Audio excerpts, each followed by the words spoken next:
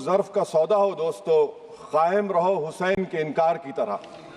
Sir, ये वक्फ तरमीमी bill Bharat के गयूर मुसलमानों के ईमान पर, इबादत पर एक हमला है।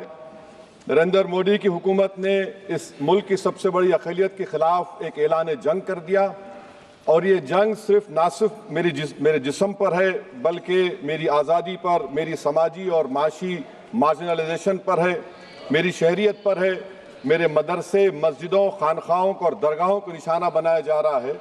और ये हुकूमत सच्चाई को नहीं बयान कर रही है कि ये तरमीमी बिल से मुसलमानों का तहफ़्फ़ुज़, तरक्की और गुर्बत का खात्मा होगा। ये सरासर झूठ है। सर, अगर आप आइन के आर्टिकल 14 को देखेंगे तो उसमें लिखा हुआ है इक्वल प्रोटेक्शन। अब आप देख लीजिए सर कि हिंदू, सिख और जैन को और बौद्ध को उनके एंडोमेंट में तहफ़्फ़ुज़ मिलेगा, क्योंकि उनका एंडोमेंट बाय यूज़र बरकरार है और उनका एडमिनिस्ट्रेशन उनके हाथ में होगा कि गैर हिंदू या गैर उनके मजहब का आदमी दान भी दे सकता है उनके लिए, और एंडोमेंट बोर्ड का तहफ़्फ़ुज़ भी मिलेगा क्योंकि उसके ऊपर ओवरराइडिंग क्लॉज अप्लाई नहीं होगा, लिमिटेशन का कानून उस पर अप्लाई नहीं होगा। उसके बरक्स अपोजिट आप देख लीजिए, मुस्लिम वक्फ को वक्फ बाय यूज़र निकाल दिया गया। एक मुस्लिम वक्फ की जायदाद पर कब्जा होगा, लिमिटेशन लगेगा तो जो एनक्रोचर है, जो खाबिज है, वो रातों रात मालिक बन जाएगा और एक गैर मुस्लिम वक्फ बोर्ड को एडमिनिस्टर करेगा। ये आर्टिकल 14 के इक्वल प्रोटेक्शन का वायलेशन। अब आर्टिकल 14 में सर इक्वालिटी बिफोर लॉ भी है, और उसका कैसा वायलेशन हो रहा है कि कोई आर्बिट्रेरी स्टेप नहीं ले सकता और कोई भी ऑफिशियल किसी भी तरीके से गलत आर्बिट्रेरी फैसला नहीं लगा। यहां पर आप एक डेजिग्नेटेड ऑफिसर को रखकर वो फैसला लेगा कि ये जायदाद वक्फ की है, गवर्नमेंट की है। क्या ये प्रिंसिपल्स ऑफ नेचुरलिज्म के खिलाफ नहीं है जिसका तकर्रुर एग्जीक्यूटिव करती है? ये हमारे theory of separation of powers, Bharat के आइन का बेसिक स्ट्रक्चर का हिस्सा है। क्या इसका वायलेशन नहीं है? सर, आर्टिकल 25 का वायलेशन कैसे है कि आप मुसलमानों से वक्फ बाय यूज़र छीन रहे हैं और फिर आप कर्ब कर रहे हैं वक्फ वाल औलाद को, मगर वहीं पर दूसरे धर्म के मानने वालों को उनके मजहब पर चलने की पूरी इजाजत है। लफ्ज जो आर्टिकल 25 में इस्तेमाल हुआ सर, वो इक्वली एंटाइटल्ड, यहां पर मुसलमानों के इक्वल एंटाइटल्ड नहीं हो रहा। अभी हम गृह मंत्री का, वजीर दाखिला का यहां पर उनका हमने तकरीर सुनी, यहां पर वो ये कहते हैं, वजीर दाखिला, शायद वो कटमुल्ला की जबान ना कह दें, वजीर दाखिला कहने पर वजीर दाखिला ने अपने बयान में कहा कि बोर्ड और काउंसिल जो होगा वो माने वक्फ इस्लाम से अलग है। सर, अगर ये बात सच है आपकी, तो फिर आपको ये कानून बनाने की जरूरत ही नहीं है, आप एक नॉन स्टैट्यूटरी बॉडी बना दीजिए। ये जो कानून बन रहा है ना सर, ये आर्टिकल 26 इसका सोर्स है, और आर्टिकल 26 जब इसका सोर्स है तो आर्टिकल 26 का ABCD क्या कहता है कि रिलीजियस डिनोमिनेशन को अपने मजहब के अफेयर्स खुद चलाना, मूवेबल इमूवेबल प्रॉपर्टी को लेना और एडमिनिस्टर करना। जब हिंदू धर्म को, बौद्ध धर्म को, सिखों को यह राइट दिया गया है, तो आप कैसे मुसलमानों से छीन रहे हैं? तो ये आर्टिकल 26 का ग्रेव वायलेशन है। तो सर, अब वक्फ बाय यूजर का मामला देखिए, मिनिस्टर साहब ने कहा कि एंक्रोचमेंट हो रहा है, 17,000 एंक्रोचमेंट हुए हैं। तो यही नरेंद्र मोदी की हुकूमत ने 2014 में उस वक्त के मंत्री ने एक Waqf properties eviction of unauthorised occupants bill को इंट्रोड्यूस किया। आपने विड्रॉ कर लिया 2024 में उसको। क्यों विड्रॉ किया सर आपने? जब आप मान रहे थे कि एंक्रोचमेंट हो रहा है तो आपने बिल को विड्रॉ कर लिया। अच्छा सर, अब वक्फ बाय यूजर को आपने निकाल दिया, माने कंडीशन क्या लगाए कि अगर उसमें डिस्प्यूट होगा और गवर्नमेंट प्रॉपर्टी होगी। सर, डिस्प्यूट तो है।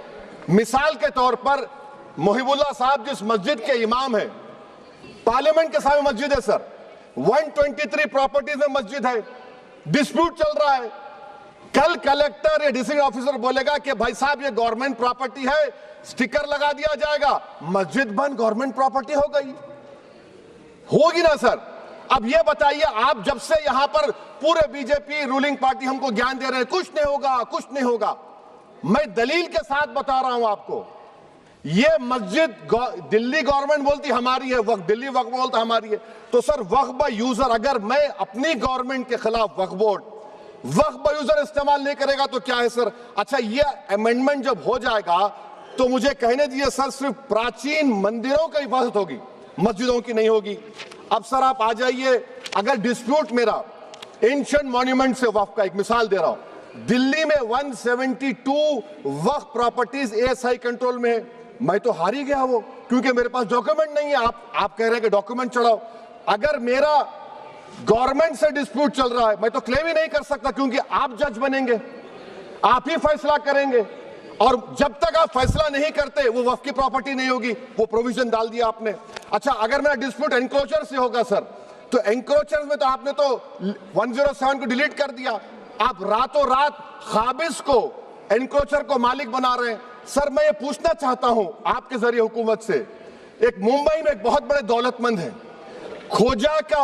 खोजा बरादरी का यतीम खाना था, उन्होंने 2004 या 5 में 22 करोड़ में खरीद लिया।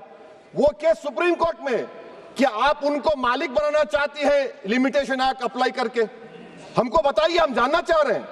और सच्चर कमेटी ने सर 2007 में कहा कि दिल्ली के 123 प्रॉपर्टीज की मार्केट वैल्यू 6000 करोड़ की है। आज हम 2025 में आ गए, क्यों आप उन प्रॉपर्टीज के खिलाफ पड़े हुए? 1976 में उस वक्त के वजीर आजम इंदिरा गांधी लेटर दिखा, इसको आप दे दीजिए, मगर आप उसको मानने को तैयार नहीं है। तो सर और एक जो झूठ फैलाया जा रहा है, management empowerment efficient development. Sir this bill takes any management from the hands of Muslims, disempowers the waqf in comparison to any other stakeholder, takes away the efficiency of administration and hampers development. Waqf disempowerment in the name of efficiency, inefficiency is being created. The progress of development from pre-independence till today sought to be destroyed. Sir अभी हमारे home minister साहब ने फजल पुकाया case का जिक्र किया। Sir मैं आपसे गुजारिश करूंगा कि होम मिनिस्टर जरा अच्छे लोगों को रखकर इंफॉर्मेशन ले। फजल पुकाया का ऑबिटर क्या है? इट इज ऑबिटर, वो रेशो डिसेंडेंटाई नहीं है जो आपने कहा है।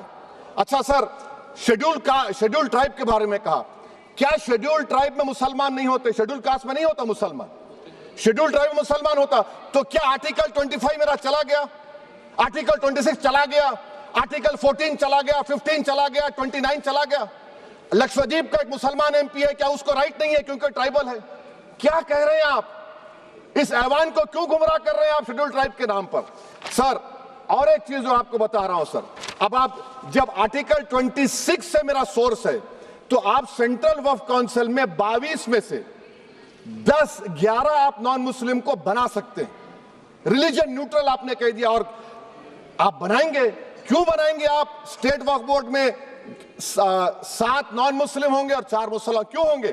क्योंकि आप लॉ में 95 में डायरेक्ट मैनेजमेंट में ले सकते हैं 5 साल के लिए। आप वक्फ बाय यूजर को आप कलेक्ट डिस्ट्रिक्ट ऑफिसर बोलेगा ये वक्फ की प्रॉपर्टी नहीं है, तो वो वक्फ बोर्ड खामोश बैठ जाएगा, कुछ एक्शन ही नहीं लेगा, क्योंकि वो आपके प्यादे हैं।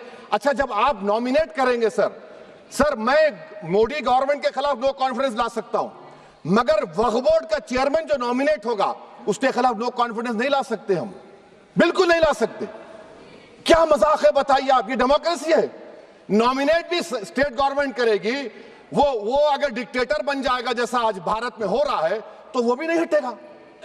कम से कम यहां पर तो इलेक्शन है, वहां पर तो आप 5 साल झेलते रहो उसको। अच्छा सर, अब ये जो क्लॉज 11 और क्लॉज 9 आप 16AA से देखिए, where the qualification of the members of the board has been limited only to 3 categories contained in 14(1)(c).